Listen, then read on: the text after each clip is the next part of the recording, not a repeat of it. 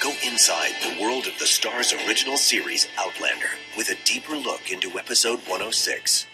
It's taken from one of the more memorable passages of the book, when Claire suddenly finds herself in the hands of Jack Randall. When you look at it in the book, it's a very short section. It's really only a couple of pages. But it was the first time that Claire was going to be with our villain. I wanted to make a bigger show out of this, so I said, let's make a whole episode out of that. I see.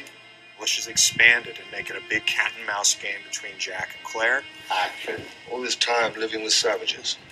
It is their land, and we are occupying it.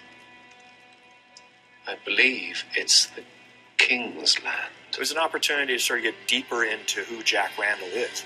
What we really wanted to accomplish in this episode, when he's talking about flogging Jamie and he's talking about himself and how screwed up he is, it's a key part of his self-awareness of his own damage. I had intended to pace myself.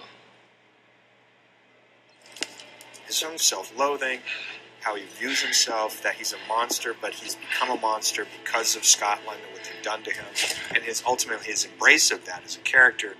It was just fascinating and something really interesting to sort of dig into for the first time. I dwell in darkness, madam. Darkness is where I belong.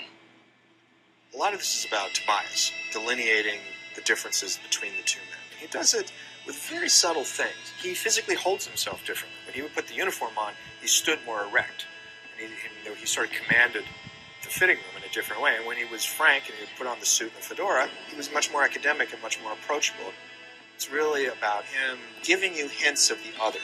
When he plays Frank, there is a darkness, and when he's Jack, I think the opposite is true. There are elements of a vulnerability, of things that are still human in there. I believe that a part of you lives still. It would be pretty to think so.